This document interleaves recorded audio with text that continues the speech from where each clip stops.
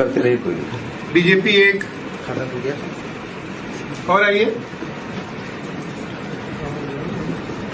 Samajwadi party एक। Result पर मत दबा दीजिएगा सर। हाँ, बीएसपी एक और आइए, रुको आम आदमी पार्टी एक और आइए, बीएसपी एक, क्या कहता है थोड़ा बस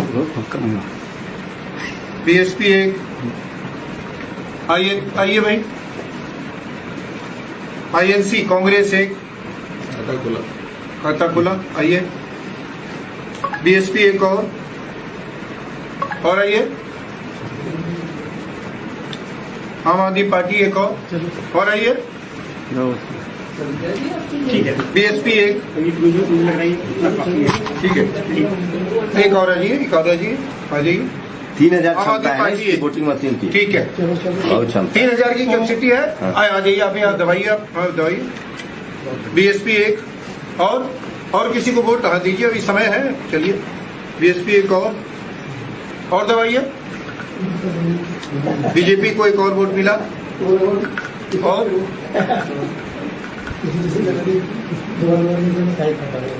बीएसपी को एक और वोट मिला। ठीक है सर, ठीक है सर, इनके साइड लगा दे, रोड बंटी करते हैं बराबर। समाजवादी पार्टी को एक और मिला। ठीक है, मजाक मत। टाइम अब ओवर हो गया वोटिंग का। जी। हाँ, टाइम ओवर हो गया वोटिंग का। और अभी देखिए कितना वोट पड़ा है। एक बार एक काम करते हैं, अब हमारी वोटिंग बिल्कुल फिनिश हो गई है। अब हम इस मशीन को पहले तो ये काउंट करके बता दीजिए कि हाँ, इसको काउंट वो तो रखा हुआ है सर, लेकिन मशीन तो काउंट करता नहीं ना उस समय, तो मशीन चला जाता है। तो काउंट मशीन उस टाइम में काउंट नहीं, लेकिन हम लोग अभी काउंट करके रख ले अपने उसमें करने नहीं, एक काम पेपर करते हैं, पहले हम मशीन को ऑफ करके रख देते हैं। ठीक है, ठीक है, यानी वोटिंग हो गई। हाँ, वोटिंग अब अब हम मशीन लोग जा रहा है उसमें रूम में। हाँ, अब मशीन को हम लोग ऑफ कर रहे हैं। देखिए मशीन को मैं यहाँ से ऑफ कर रहा हूँ।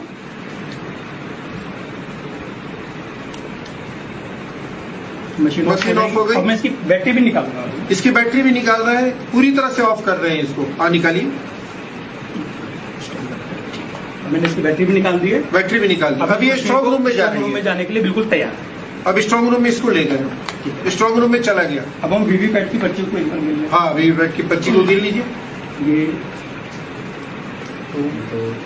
दो हाँ, 1 हाँ, 1 2 3 4 5 6 7 8 9 10 10 ये 6 6 ये और 2।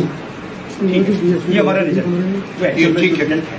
ठीक है, तो ठीक है, अब हमारा जो है टोटल वोट पड़े। अच्छा टोटल वोट देख लेते हैं। 2 3 13 19 2 21 टोटल 21। 21 वोट पड़े हैं और टोटल 21 वोट में इन पार्टियों को मिला है। ठीक है, एक नोटा रखते तो और अच्छा होता। नोटा भी बना। चलिए सर, ठीक है। हाँ। तो ठीक है, आज काउंटिंग वाला डे है। हाँ, तो ये जो प्रिसाइडिंग ऑफिसर या जो भी काउंटिंग ऑफिसर होते हैं वहाँ पे, वो मशीन को दोबारा स्टार्ट करते हैं। तो हमें इसमें बैटरी दोबारा अच्छा, लगा बैटरी वहाँ नया लगाया जाता है या वोटिंग वाला बैटरी रहता है? बैटरी उसमें इनबिल्ड लगी हुई होती है। बैटरी पहले बैटरी इनबिल्ड होती है। कितनी लाइफ होती होगी उस बैटरी की? क्योंकि बैटरी वाला भी सवाल आया था कि हाँ कुछ बैटरी 90%, 1.5 महीना बाद भी बैटरी 99% चार्ज। हाँ 90 और 99% चार्जिंग। ऐसा बैटरी तो मोबाइल फोन में लगाओ। हाँ ठीक है, तो अभी हमने पावर ऑन कर दिया है। ये मशीन बूट हो रही है, बूट होने में थोड़ा टाइम लगा होती है।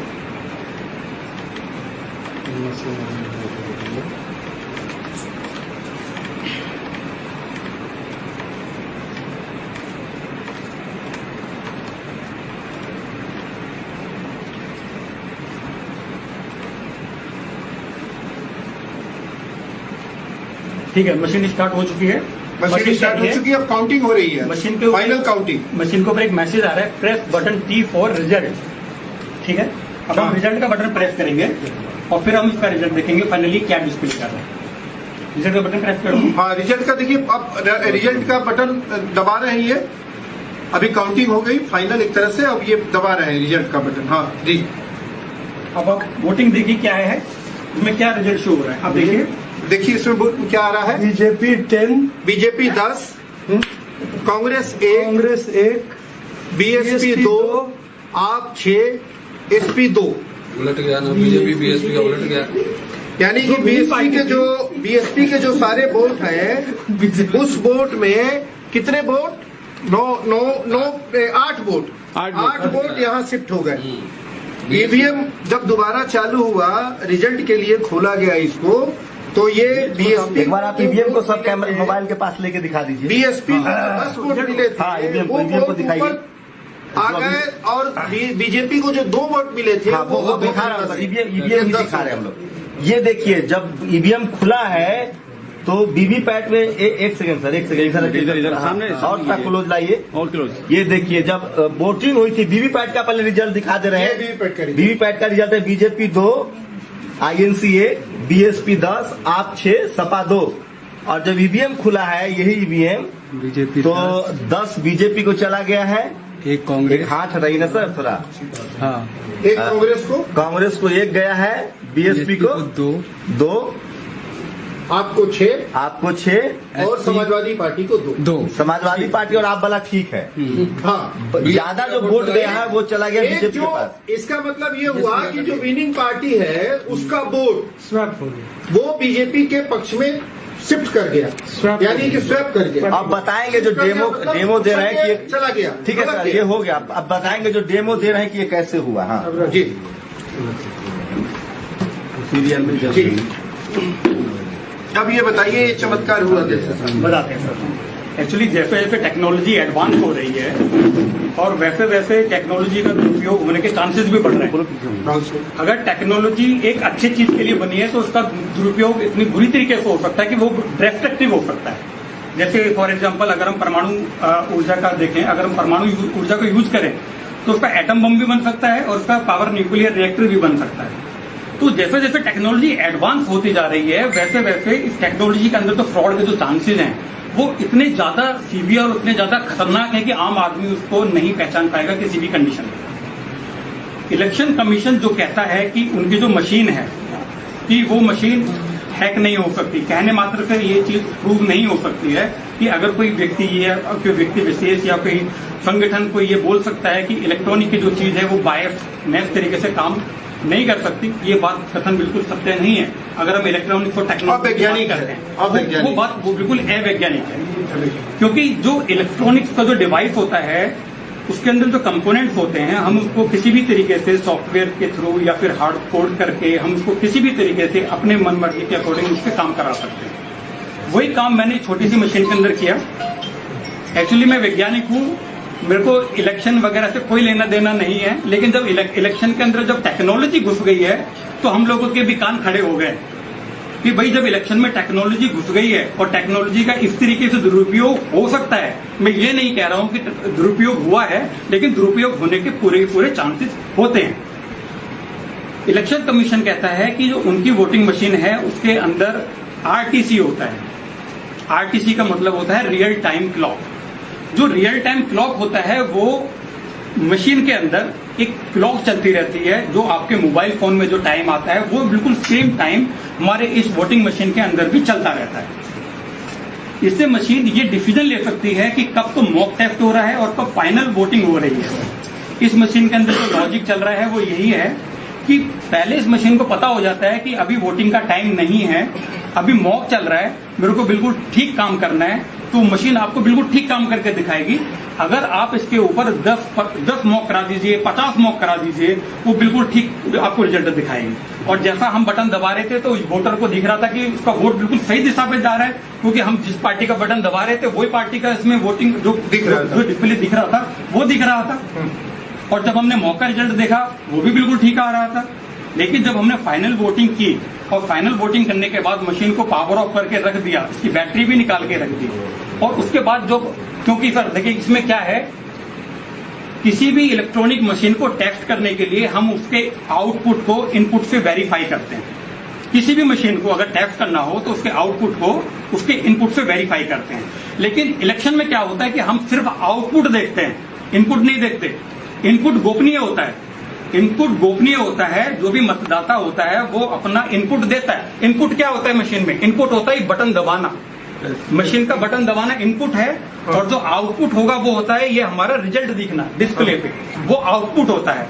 दुर्भाग्यवश जो हमारा मतदान जो होता है उसमें हम सिर्फ आउटपुट देखते हैं, इनपुट को कोई नहीं देख सकता क्योंकि वो गोपनीय होता है। और गोपनीय होने के कारण हम इसको किसी भी एंगल से वेरीफाई नहीं कर पाएंगे। इसको वेरीफाई कब कर सकते हैं? जब हमने इसका डेमो लिया और हमने इस डेमो को हमने सबके सामने देखा कि इस बंदे ने किसको वोट दिया है, इन महाशय ने किसको वोट दिया है, तो वो हमने इसको पेपर पे नोट कर लिया। क्योंकि अब हम वीवीपैट ये जो भी आउटकम आ रहा था, जो भी बटन दबा रहा था, वो भी हमने इसको नोट किया। नोट करने के बाद फिर हमने इस मशीन को बंद किया। बंद करने के बाद जब हम काउंटिंग वाली डे पे मशीन को दोबारा ऑन किया, रिजल्ट देखा तो रिजल्ट बहुत ही चौंकाने वाला था। मशीन को कैसे पता चला कि भाई आज काउंटिंग का डे है? आप जब भी सर्किट में देखेंगे, फिर देखिए ये मशीन जो मैंने टेक्नोलॉजी बनाई है, एक छोटे से गांव में मैंने बैठ के बनाया और मैंने इसको 10 या 15 दिन में बैठ के बना दिया था। जहां पर इलेक्शन कमीशन में जहां पर भी ये टेक्नोलॉजी डेवलप होती है, वहां पर पूरी इंजीनियर्स की पूरी टीम लगी हुई होती है। एक से एक धांसू वहां पर इंजीनियर्स होते हैं और वहां पे मशीन का जो एल्गोरिथम होता है, क्योंकि जो सॉफ्टवेयर जो होता है एक तरह की कथा होती है। कंप्यूटर भाषा में जो सॉफ्टवेयर होता है एक तरह की कथा होती है कि भाई ये बटन दबाएगा, रिजल्ट कहां पर जाएगा। रिजल्ट जाने के बाद जब वो फाइनल में जब रिजल्ट देखेगा तो पहले वो डेट भी चेक कर लेगा। कोडिंग बोलते हैं इसको, जिसको सॉफ्टवेयर की कोडिंग बोलते हैं। और जो कोडिंग जो होती है वो कंप्यूटर भाषा में काफी सारी कोडिंग की लैंग्वेजेज होती है, जैसे जावा होती है, सी होती है, डॉटनेट होती है, काफी सारी कंप्यूटर लैंग्वेज होती है। दुर्भाग्य बस हमारा जो मतदाता है वो टेक्नोलॉजी का टी भी नहीं जानता। हमारा वोटर बिल्कुल नहीं जानता। हमारा जो वोटर होता है उसको खाली इस बात से मतलब होता है कि मैंने बटन दबाया, भाई पर्ची दिख गया, मेरा वोट बिल्कुल ठीक दिख गया, फिर चला गया। लेकिन फाइनली वो वोट कहां पर जाके स्टोर होता है मेमोरी के अंदर, उसको वो कोई नहीं देख सकता। और दूसरी बड़ी बात, ये जो इलेक्ट्रिक वोटिंग मशीन होती है, जो इसका डेटा होता है वो डिजिटल डेटा होता है। आप उसको वेरीफाई काउंट नहीं कर सकते हो, that is not a physical object. लेकिन जो बैलेट पेपर होता है that is a physical object. You can count that paper so many times and the result will be same. अगर आपने उस मत पेटी को 1000 बार भी आप उसके पर्चियों को गिनोगे तो 1000 बार भी अगर उसमें 800 वोट डला हुआ है तो उसमें 800 ही शो करेगा। लेकिन जो ये इलेक्ट्रॉनिक जो सिस्टम है, इसका जो डेटा होता है वो बाइनरी फॉर्म में होता है। आम आदमी तो बात छोड़ो, उसमें जो इंजीनियर होता है वो भी नहीं गिन पाएगा, क्योंकि जो डेटा होता है वो बाइनरी फॉर्म में होता है। बाइनरी फॉर्म में खाली उसको कंप्यूटर ही रीड कर सकता है, आम आदमी या इंजीनियर भी उसको रीड नहीं कर पाएगा। ठीक है। दूसरी बात, अब मैंने आपको बताया था कि ये जो इलेक्ट्रॉनिक्स जो सर्किट है इसमें एक आरटीसी मॉड्यूल होता है जो सबसे खतरनाक है। वही बताता है कि कौन सा है वो, कौन सा? देखिए ये मशीन में एक छोटी सी चिप लगी हुई है। हाँ। इसके अंदर क्लॉक चलती रहती है। हाँ। और इसके अंदर खुद इनबिल्ट इसकी खुद की बैटरी होती है। अच्छा। अगर मैं इस बैटरी को निकाल भी देता हूं तो आप इसमें देखिए एक छोटा सा सेल लगा हुआ है, छोटा सा सेल लगा हुआ है। ये जो आरटीसी मॉड्यूल होता है ये सभी डेस्कटॉप में होता है। सभी जितने भी इलेक्ट्रॉनिक डिवाइस जो तारीख पे रियल टाइम में काम करते हैं उसका सभी पे लगा हुआ होता है। तो बस ये छोटा सा लॉजिक वाला मैंने जो बनाया ये प्रूव करने के लिए कि भाई जो इलेक्ट्रॉनिक्स है, ये जो सॉफ्टवेयर का जो ये भी एक तरह का इलेक्ट्रॉनिक्स का यंत्र है, हम इसको जैसे प्रोग्राम कर देंगे ये वैसे काम करेगा। यानी कि आपके ऊपर डिपेंड करता है कि आप कैसा रिजल्ट चाहते हैं। Yes. वैसा इसको बना सकते हैं। बड़ी आसानी से बना सकते है मतलब जैसा हम रिजल्ट चाहेंगे वैसा इसको बना सकते हैं।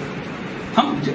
हम ये भी चाह सकते हैं कि भाई मुझको उस वाले इलाके से हारना है, हाँ, वो भी बना सकते हैं। वो भी बना सकते हैं। हाँ, वाह। नंबर 2 यानी जीतने का भी बना सकते हो, हारने का भी बना नंबर सकते 2 हो। कौन आएगा? नंबर वो भी बना सकते हैं। और नंबर 1 मेरे किसको पास आना है, नंबर नंबर 2 2 किसको आना है। बल्कि अगर मैं इसके एडवांस लेवल में जाऊं तो मैं 100 मीटर दूर बैठ के अपने मोबाइल पे ये देख सकता हूं रियल टाइम में कि एक पार्टी को कितने वोट डल रहे हैं।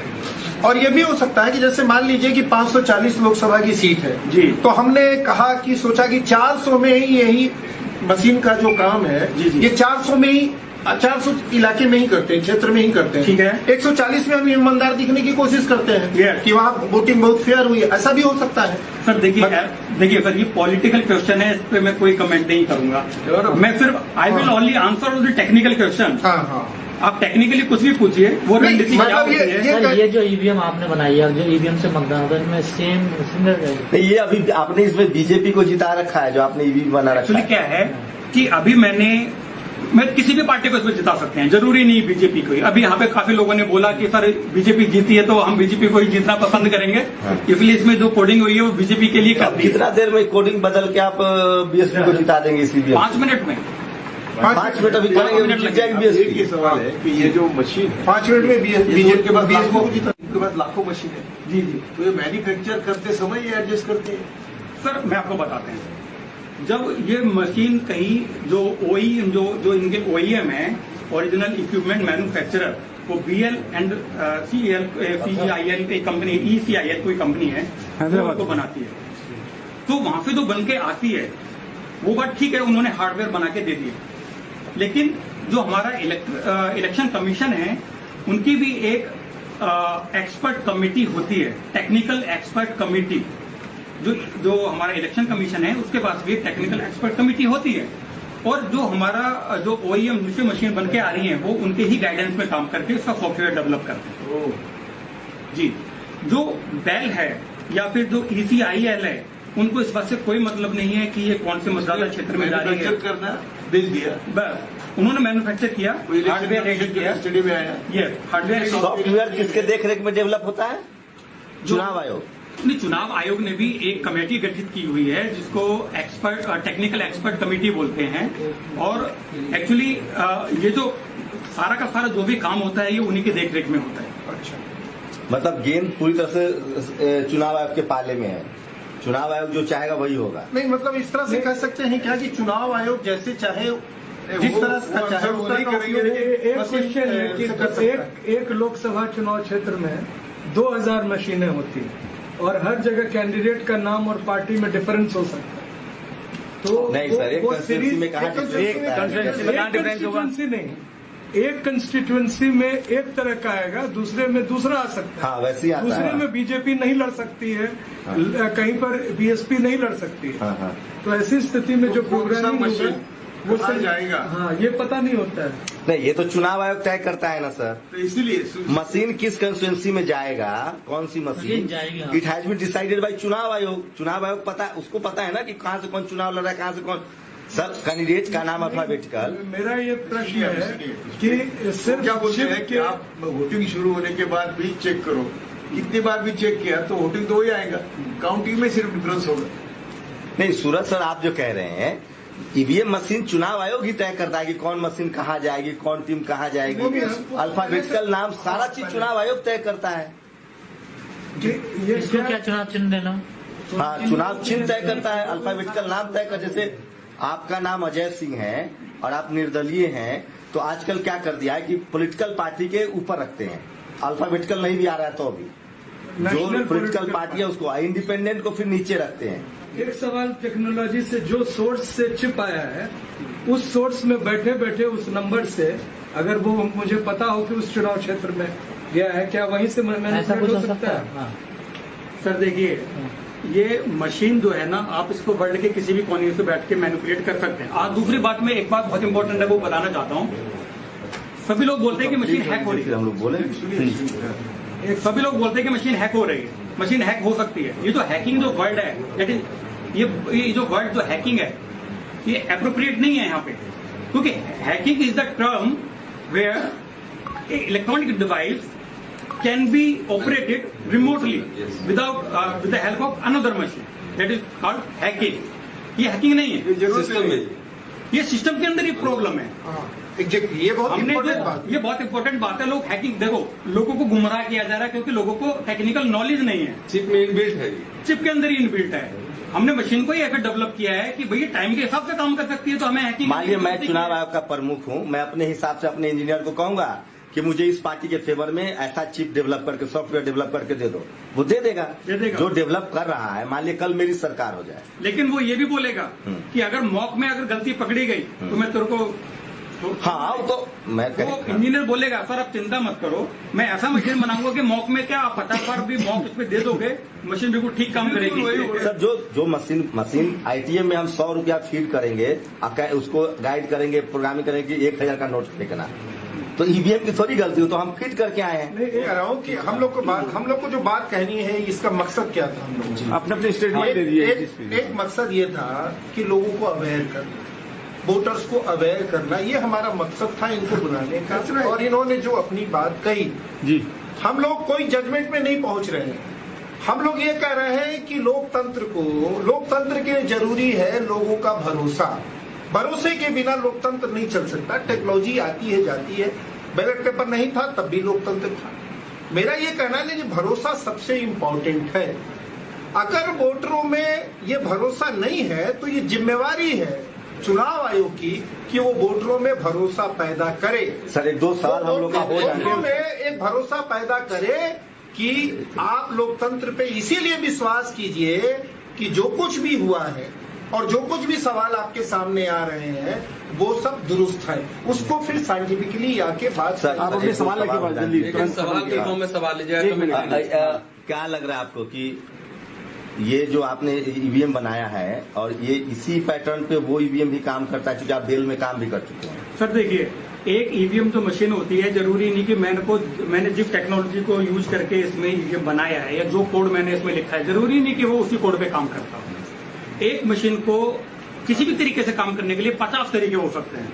भाई एक चीज को किसी आदमी को व्यक्त करने के लिए हम 50 तरीके से जैसे बोल सकते हैं, तो उसी तरीके से इस मशीन को भी हम किसी भी तरीके से चाहे वो ठीक काम करे या गलत काम करे, हम उसको अलग अलग तरीकों से बोल सकते हैं। मतलब जो मशीन जो बनाता है वो उसका वो कंट्रोलर है, वो हाँ, उसको जैसे चाहे टेपरिंग करके वैसे रिजल्ट निकाल सकता है। जो उसकी कोडिंग करता है वही एक बात बताइए, अगर कार में स्पीड हम 120 पे फिक्स कर दें, अब मीटर लगा दे 160 करते 160 पे चलेगी गाड़ी? नहीं चलेगी ना। प्रोग्रामिंग होता है ना, टेक्नोलॉजी कॉमन सेंस हम कह रहे हैं। I am not a scientist, I am historian. उनके सबके भी तो मुझे लगता है कि वो सब प्रोग्रामिंग का मसला है। मेरा निवेदन था कि यहाँ जो बैठे हैं उनसे व्यूज हमारे बीच जो समाज कल्याण मंत्री राजेंद्र पाल गौतम जी, अभी आपके सामने जो ईवीएम मशीन का डेमो किया गया है, तो इस बारे में क्या कहना चाहेंगे? अभी जो आपके सामने हकीकत डेमो हुआ है। मैं इसको जरा ईयरफोन दे दीजिए दादा। कोई नहीं, उधर रख दो। पूरा डेमो। मैं सच में इससे बहुत ज्यादा चिंतित हूँ। हम लोग बार बार कह रहे हैं कि ईवीएम में गड़बड़ हो सकती है। जी, सौरभ भारद्वाज जी ने विधानसभा के अंदर बाकायदा करके दिखाया और आज आपने भी इसको करके दिखाया। मैं ये कहना चाहता हूँ कि एक आम व्यक्ति को प्रजातंत्र में कम से कम ये भरोसा देने की जिम्मेदारी इलेक्शन कमीशन ऑफ इंडिया की है कि उसको ये भरोसा होना चाहिए वो जिस भी पार्टी को वोट देना चाहता है उसका वोट उसी पार्टी को जा रहा है। आज इसको देख के ऐसा लग रहा है कि इससे ईवीएम से लोगों का भरोसा उठ जाएगा और कोई भी मतलब पार्टी का अध्यक्ष अगर ये कह रहा है हम 300 प्लस सीट लाएंगे और बड़े कॉन्फिडेंस के साथ कह रहा है और उसके बाद उतना ही रिजल्ट आता है जितना बोला जा रहा है, जी जी, तो इससे उस बात को और भी ज्यादा बल मिलता है। और तीसरा बल इसलिए भी मिलता है, जब भी चुनाव होते आए हैं, रिजल्ट आने के बाद देश में एक अजीब खुशी का माहौल होता है। इस बार पहली बार ऐसा हुआ है कि देश में रिजल्ट आने के बाद मातम सा देखने को मिल रहा है। लोगों के चेहरे पे कोई खुशी नहीं है और तो और जिस पार्टी ने चुनाव जीता है उस पार्टी के चेहरे पे भी वो खुशी नजर नहीं आ रही है। तो इससे संदेह पैदा हो रहा है। हम माननीय इलेक्शन कमीशन ऑफ इंडिया से निवेदन करना चाहते हैं कि आप जनता का भरोसा वापस लाइए। जनता का भरोसा इससे उठ रहा है ईवीएम से। आप बैलेट पेपर वापस लाइए और आगे के भविष्य के चुनाव बैलेट पेपर से कराइए, क्योंकि जो भारत से कई गुना ज्यादा डेवलप्ड कंट्रीज हैं जिन्होंने इस तरह की मशीनों को बनाया है वो भी इन ईवीएम पे भरोसा नहीं करते। उन्होंने अपनी ईवीएम को हटा के बैलेट पेपर को वहां पे वापस लेके आए हैं। और यहाँ तक कि जर्मनी में तो केवल 2 वोटर कोड गए और 2 वोटर को भी भरोसा वापस देने के लिए उन्होंने बैलेट पेपर वहां कंपलसरी कर दिया और ईवीएम को हटा दिया। लेकिन मंत्री जी 8 तारीख को हम लोग एक सांकेतिक कैंडल मार्च निकाल रहे हैं दिल्ली यूनिवर्सिटी के अंदर शाम को लगभग 6 बजे। और बाकी पूरे देश में हमने सबसे आह्वान किया है कि सब लोग अपने अपने बैनर तले अपनी बैनर के माध्यम से इसी तरह कैंडल मार्च निकालें, ताकि कम से कम एक आवाज बुलंद हो और इलेक्शन कमीशन के कानून तक ये बात पहुंचे कि देश में जनता प्रजातंत्र के अंदर आज ईवीएम पे भरोसा नहीं कर रही है। अब उन्हें ये विश्वास नहीं हो रहा है कि वो जहां वोट देना चाहते हैं वहां वोट जा रहा है। इसलिए ये आपकी जिम्मेदारी है, आप उनके विश्वास को वापस लौटाइए और उसको बैलेट पेपर से भविष्य के सारे चुनाव करवाइए। जस्टिस पाटिल साहब, आप क्या कहना चाहेंगे? 2010 में ये तो सर अभी करंट अफेयर्स की बात करें, अभी आपसे यही बोल रहा हूँ कि ये मशीन मैनेज होता है, इसकी खोज 2010 से मोदी कर रहे हैं। उन्होंने अनुपम सराफ और नलपत उनको एडवाइजर करके बुलाया था और उन्होंने खुद लिखा है कि हम गए, हमने बताया जैसा आपने अभी बताया वैसा उन्होंने बताया। वो तो सारा मुझे मेरे सामने आपका आधार कार्ड भी बदल सकता है, बदल देता है हमको पुणे में। वो गए थे, उन्होंने सलाह लिया, यानी मालूम हुआ कि पानी मैनेज होता है। उसके बाद सुब्रमण्यम स्वामी बोलता है 2014 में कि मशीन तो मैनेज हुआ है, लेकिन वो मोदी की वेव थी, उस मशीन से टिकट आई है। इसलिए सुब्रमण्यम स्वामी और मैं खुद भी पिटिशनर था सुप्रीम कोर्ट में, मैंने भी पिटिशन किया था सुप्रीम कोर्ट। सुब्रमण्यम स्वामी का अलग था, मेरा अलग था, और तब सुप्रीम कोर्ट ने खुद ऑब्जर्व किया है कि ये पिटिशन, ये मशीन रिलायबल नहीं है, and therefore it should be verified. वो जो वोट करता है उसको मालूम होना चाहिए कि हम किसको वोट दिया, इसलिए वो वीवीपीएटी की तरतूद करने को सुप्रीम कोर्ट ने ऑर्डर दिया था। इलेक्शन कमीशन ने खुद प्राइम मिनिस्टर को लिखने के बावजूद भी इसके लिए पैसे नहीं मिले। बाद में जब मिले तो अभी आप देख रहे हैं कि नाम भी आता है तो भी वोट दूसरे को जाता है। और ये मध्य प्रदेश के एक कलेक्टर ने दिखाया था टीवी पर कि देखो वीवीपैट भी है, वीवीपैट बटन दबाया, वीवीपैट आ गया, वो दूसरे का आता है। ये नहीं, दूसरे वीवीपैट अपने हाथ में है, उसका बीजेपी को वोट गया, लेकिन जाता है दूसरे को। ये दिखाया उधर मध्य प्रदेश में भी। तो इसका मतलब ऐसा है। दूसरी बात, तीसरी बात, कि दुनिया में कोई भी ऐसा नहीं कहता कि ईवीएम डिपेंडेबल है। 191 कंट्रीज में सिर्फ 18 कंट्रीज ने ईवीएम को एक्सेप्ट किया है। जिन्होंने मैन्युफैक्चर किया उन्होंने भी नहीं कभी इसका इस्तेमाल किया। तो इसका मतलब क्या है कि मशीन मैनेज होता है। और हम थोड़े आगे जाके कहते हैं कि मैं जस्टिस कृष्णायर और जस्टिस सावंत का शिष्य हूं। उन्होंने वहां जाके इन्वेस्टिगेशन किया था। 5 साल में जितना मोदी ने झूठ किया है, 10 साल में वहां और 5 साल में यहाँ, तो ये मशीन जब मैनेज होता है तो मोदी शाह जैसे आदमी मशीन की पूजा करेंगे या मैनेज करेंगे?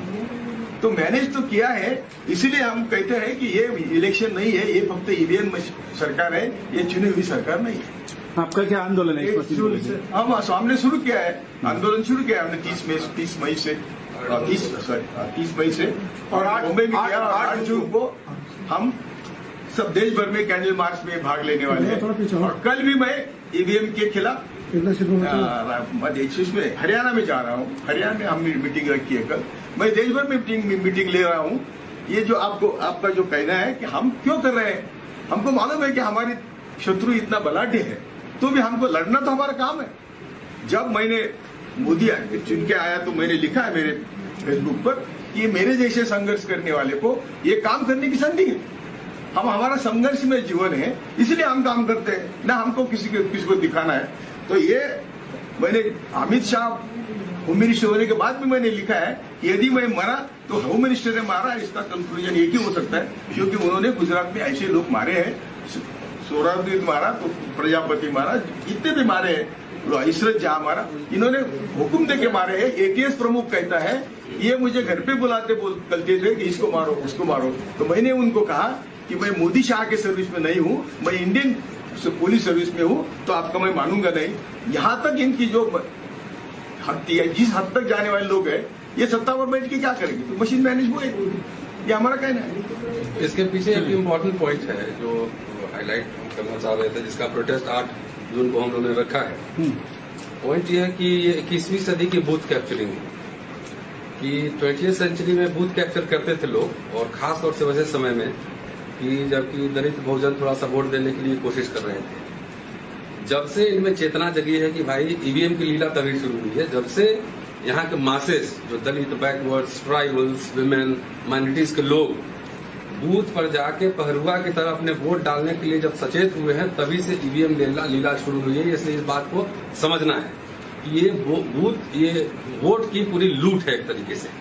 भाई आप अमेरिका, जापान, जर्मनी से टेक्नोलॉजी बोरो करते हैं, आपसे नहीं कोई बोरो करता है, आपसे चीप लेबर सिर्फ लेता है वहां की इंडस्ट्री के लिए।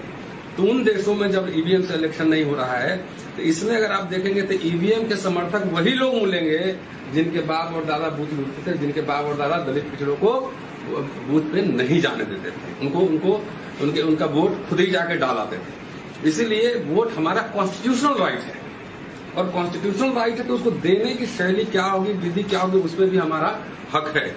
अभी ऐसा नहीं कि ये ईवीएम जो है सिर्फ एक विधि है, पोस्टल बैलेट तो आ ही रहा है ना, पोस्टल बैलेट आ रहा है, तो जब 2 विधि चल रही है तो हमको मान लो कि पूरे देश की आवाम कह रहे हैं कि हमें बैलेट पेपर से देना है वोट, तो इलेक्शन का सुप्रीम कोर्ट भी सुप्रीम नहीं है। सुप्रीम कोर्ट इस देश में अगर सुप्रीम है तो वो संविधान है। जब संविधान में कहीं प्रावधान था कि ईवीएम से चुनाव होगा, एक आदमी एक वोट सबसे बड़ा अधिकार था।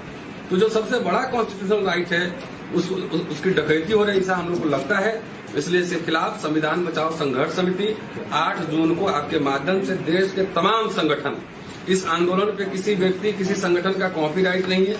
जहां जो है अपने शहर कस्बे के प्रमुख केंद्रों पे जाएं, वहां पे 10 लोग 20 लोग 50 लोग 100 लोग 500 लोग कैंडल लाइट लेके बैन ईवीएम प्रोटेस्ट वहां दर्ज करें अपने वोट की सुरक्षा के लिए।